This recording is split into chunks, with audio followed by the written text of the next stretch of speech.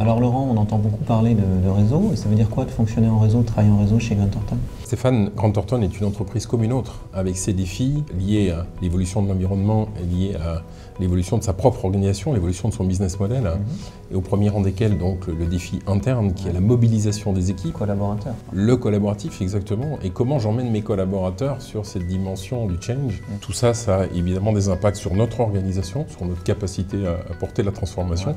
Et à faire la même chose à destination de nos clients. Et pour toi, Stéphane? Eh bien écoute, c'est un peu pareil, parce que c'est vrai qu'il y a cette dimension sur l'humain dont tu parlais à l'instant, et essayer d'éviter l'écueil qu'ont beaucoup de réseaux, de vouloir descendre un modèle. On a quelqu'un au démarrage qui veut absolument participer parce que ça a l'air sympathique, par exemple sur une franchise, et puis un jour, il ne met pas exactement en avant les process, les éléments qui sont attendus au niveau de la franchise, et là on est un peu embêté, parce qu'on n'a pas questionné au départ les comportements, les valeurs, l'adéquation avec la raison d'être. Donc c'est un peu, si tu veux, ce qu'on pousse autour de motivation, c'est plutôt individuel dans le réseau, ce qui fait que je rentre. Et mobilisation, c'est après comment je joue le jeu dans l'intérêt du réseau. Donc, d'ailleurs, comment toi tu as fait pour dépasser un peu cet écueil? Nous avons mis en place au sein du cabinet 2 dispositifs. Donc le premier était l'académie ICP, comme Innovation, Croissance et Performance, tu connais bien. Bien sûr. Et le second programme, c'est le programme qui s'appelle Passe-Tout. Et dans ce dispositif, donc, nous avons mixé plusieurs moments, finalement, de profiter de moments différents,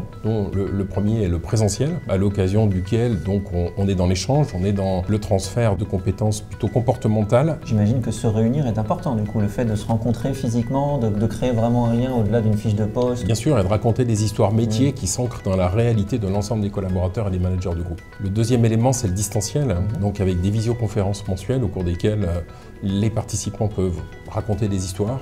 On peut s'assurer du transfert effectif et du changement dans la posture, dans le comportement des collaborateurs.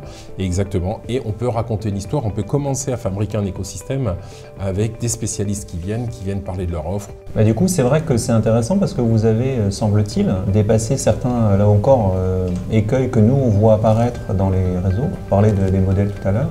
À savoir le fait qu'on a beaucoup de fonctions support qui n'ont de support parfois que le nom, ou qui sont devenues un peu moins supportives. Pourquoi? Parce qu'elles ont déjà suffisamment à faire avec un modèle qu'elles doivent véhiculer, voire même le fait d'aller récupérer de la data, du reporting, et on est un petit peu moins sur des questions assez basiques en fait, qui sont en fait, moi je suis fonction support, quelle est ma valeur ajoutée pour les autres? J'imagine que tu es comme moi, tu as un réseau qui est large, mais c'est pas tout à fait ça en fait, le sujet c'est la qualité, et surtout dans mon réseau, qu'est-ce qu'ils connaissent de moi, en quoi je pourrais vraiment leur être utile, être pertinent pour eux.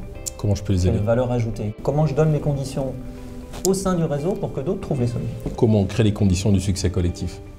C'est ça la clé.